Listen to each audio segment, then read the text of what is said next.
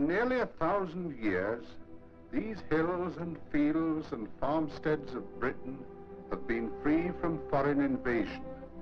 They've not even known civil war for close on 200 years. We have been a fortunate people. But not all of us live in such peaceful solitudes. Our great wealth has come from our industrial towns.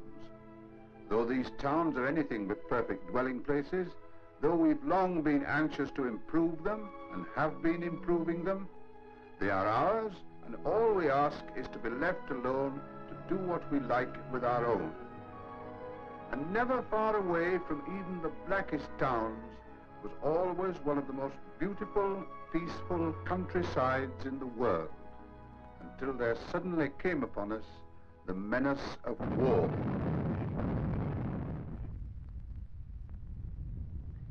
It came because Nazi Germany was determined to flourish not by trading peacefully with its neighbors, but by ruthless aggression and conquest.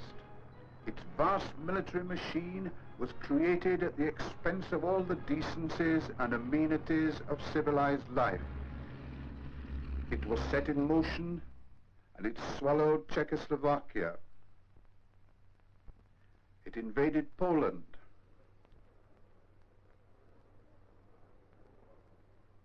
It invaded Norway.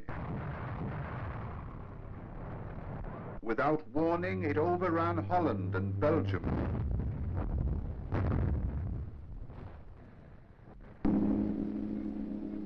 In France, driving millions of refugees in front of it as if they were cattle, using every vile, treacherous stratagem, it compelled the Bordeaux government to ask for an armistice.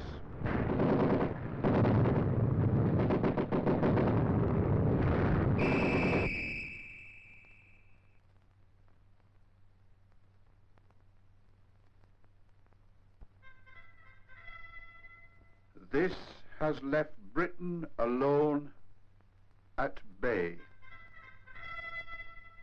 It's not the first time she's been at bay against a conquering tyrant, for we were equally alone against the full might of Napoleon, who ruled an area greater than Hitler rules now.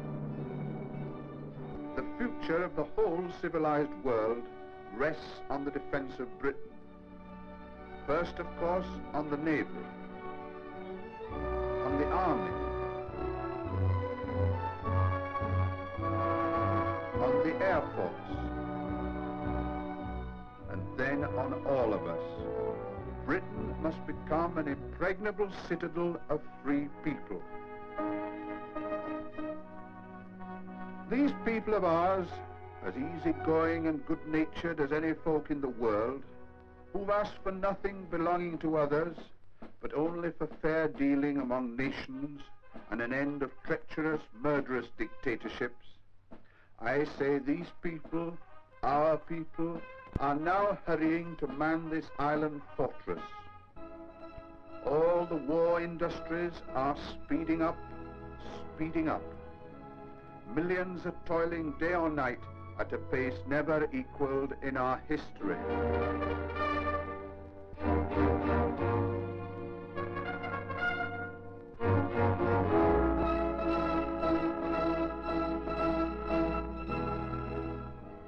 A great many devoted citizens use the first long weary months to train themselves for such a moment as this. The time's now arrived when their numbers must be greatly increased. There are many essential services calling now for recruits. We need nurses, stretcher bearers, firemen, canteen workers. Then again, we can begin our own military training. Here are some factory workers who have organized their own defense corps and drill in their lunch hour.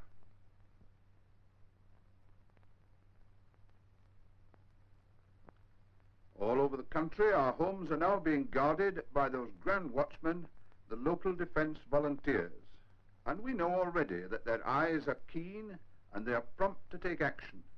They're our reply to the menace of the German parachute troops. Another reply, equally valuable, is just sticking to our jobs when we know that those jobs are important. But those who can fight will fight. And alongside us are men from the ends of the earth, from our great dominions, Australia, New Zealand, and Canada. In the now famous words of our undaunted Prime Minister, we shall fight on the beaches. We shall fight on the landing grounds.